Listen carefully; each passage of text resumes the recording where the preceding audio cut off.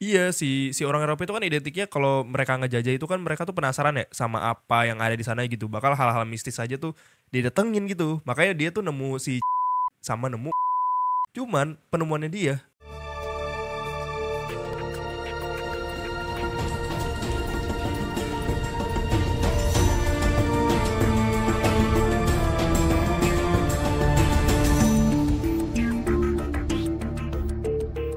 Halo semua, selamat datang di Sikon, seri investigasi dan Kontra diksi.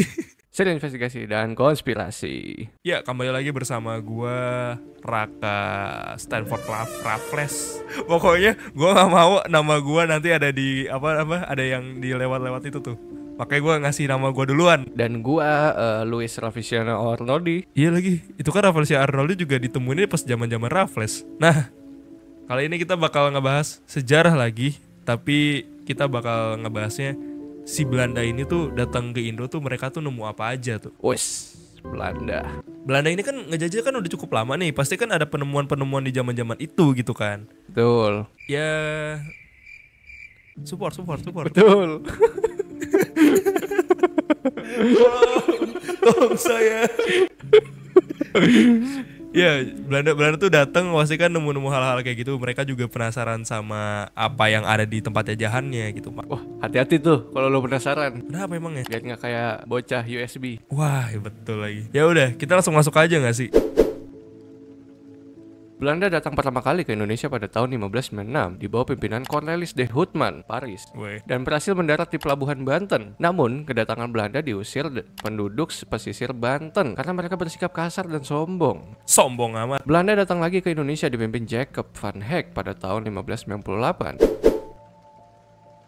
Sistem pemerintahan kolonial Belanda di Jawa adalah sistem yang direct atau langsung maupun dualistik. Bersamaan dengan hierarki Belanda, ada hierarki pribumi yang berfungsi sebagai perantara antara petani Jawa dan layanan sipil Eropa. Iya, orang Jawa ngomong sama orang Eropa tuh, mantep. Iya, dia ngomongnya pakai bahasa apa ya? Pakai bahasa ini, bahasa Inggris tapi medok-medok Jawa. Kayak inilah, kayak tukang becak di Malioboro. Lanjut. Bagian atas struktur hierarki pribumi ini terdiri dari para aristokrasi Jawa. Sebelumnya para pejabat yang mengelola kerajaan Mataram, namun karena dikuasai penjajah, para priai ini terpaksa melaksanakan kehendak Belanda. Nah, Belanda juga adain tanam paksa dan juga kerja rodi. Identiknya orang Eropa kalau lagi menjajah adalah dia itu penasaran sama hal-hal yang ada di daerah jajahannya. Apaan tuh? Mulai dari kebudayaan sampai tempat-tempat yang menyimpan misteri.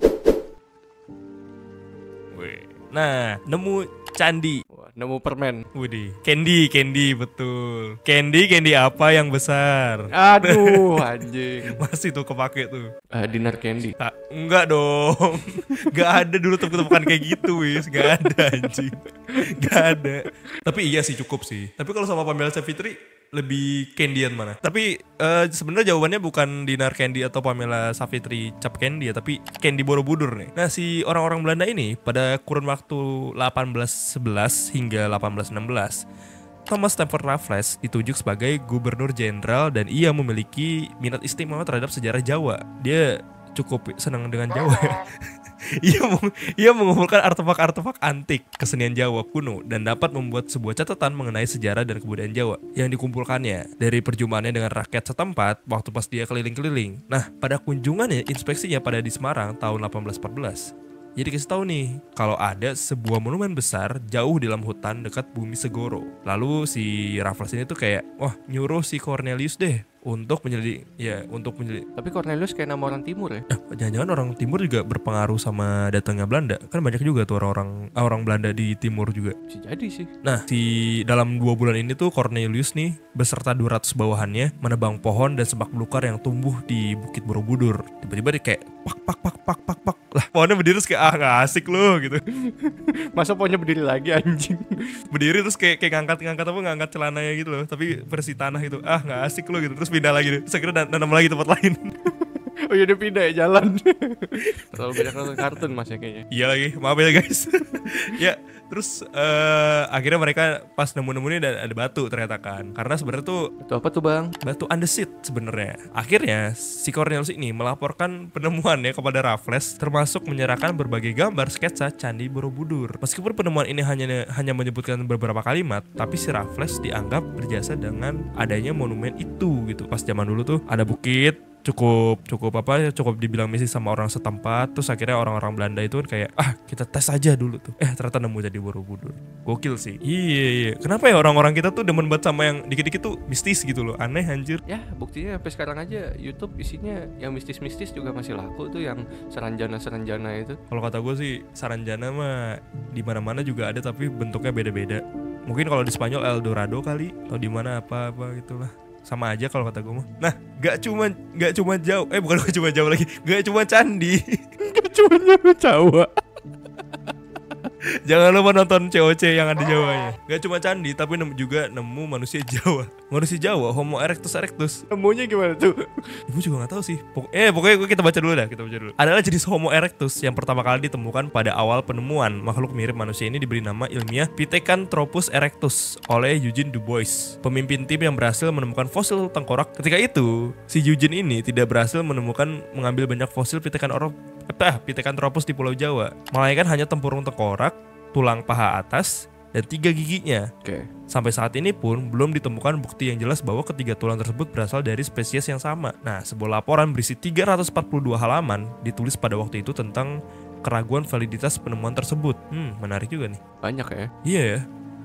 Kayaknya lumayan juga nih, 342 halaman nguji validitas tuh 342 satu buku cuy. Tebel itu. Iya, dia bisa ngarang anjing. Iya sih, mungkin zaman dulu teknologinya masih biasa-biasa aja, lu bisa ngadi-ngadi juga sih. Siapa tahu itu emang fosil kecoa kan. Fosil yang lebih lengkap ditemukan di daerah Sangiran, Jawa Tengah, sekitar 18 kilo ke utara dari kota Solo. Oslo. Oslo Ibrahim. Yoi. Waduh, skena apa tuh jadinya? Oke, fosil berupa tempurung tengkorak manusia ini ditemukan oleh Gustav lah, seorang ahli paleontologi dari Berlin pada tahun 1936. Selain fosil, banyak pula penemuan-penemuan lainnya di daerah Sangiran ini. Ya, Sangiran cukup terkenal sih. Makanya ada museum Sangiran tuh isinya fosil-fosil lama banget. Sampai temuan manusia yang lebih tua lainnya ditemukan oleh Great Rift Valley di Kenya. Temuan The Boys. Iya. Kan The Boys kan? Oh iya lagi bener. Iya lagi anjing. Gue juga bingung lagi mau nimpalin apa lagi. Ya udahlah. Nah, temuan-temuan ini merupakan manusia tertua yang diketahui. Temuan ini juga dijadikan rujukan untuk mendukung teori evolusi Charles Darwin dan Alfred Russel. Waduh, evolusi yang dari monyet ya. Iya, banyak ilmuwan pada saat itu juga mengajukan teori bahwa manusia Jawa mungkin merupakan mata rantai yang hilang antara manusia kera dengan manusia modern saat ini. Oh, emang di teori Darwin tuh kayak gimana tuh? Ada ini doang monyet langsung manusia, atau emang ada progresnya? Teori Darwin tuh ini teori Darwin ini ada Gambal, ada bapaknya Gambal. Gue ada ada apa? Kan bapaknya kan kelinci pink kan. Adanya tuh kelinci pink. Adanya kelinci. Kalau Darwin itu kan awalnya dari hewan piaraan. Tapi itu nggak penting anjing. Ayo. Oh iya. Kita mau bahas silsilah gumbal. Ya, jadi teori evolusi Darwin itu dia kalau nggak salah bentukannya dari kayak sejenis kera atau monyet gede gitu. Terus lama-lama berevolusi jadi manusia yang sekarang. Dari kera itu Homo sapiens lah pokoknya ujung-ujungnya. Menarik nih ya. Nah, tapi kan ini sudah di penghujung acara ya. Tapi tunggu dulu. Sebelum ke situ, lu percaya nggak teori evolusi Charles Darwin? Karena gue berpegang teguh dengan agama, gue enggak sih. Soalnya apa ya? Di agama gue tidak mengajarkan itu sih. Berarti lu terbentuknya dari itu debu ya apa? Pasir dan debu bukan sih apa? Dari ini ingus. Dari ingus. Lu agama mana lu? Lu Freemason ya?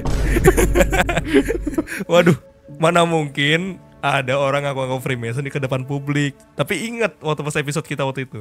Oh iya. Rahasia yang paling bagus adalah rahasia diletakkan di depan umum. Tapi jangan kayak gitu lah, ntar kita disomasi. Gue gak mau. Saatnya bola liar.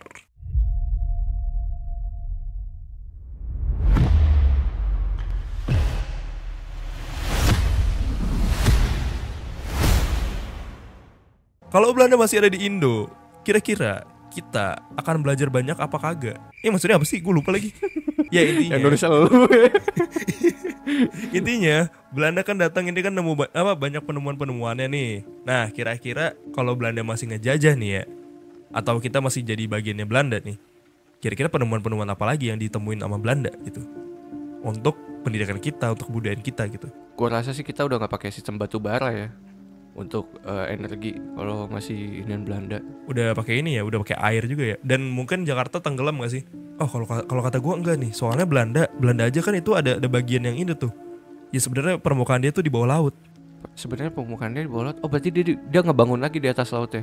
Iya bener. Jadi dia kayak bikin tanggul, bukan tanggul ya. Ya pokoknya pembatas gitulah. Ada wis. Makanya gue pikir-pikir kayaknya Jakarta tuh nggak bakal tenggelam secepat itu deh.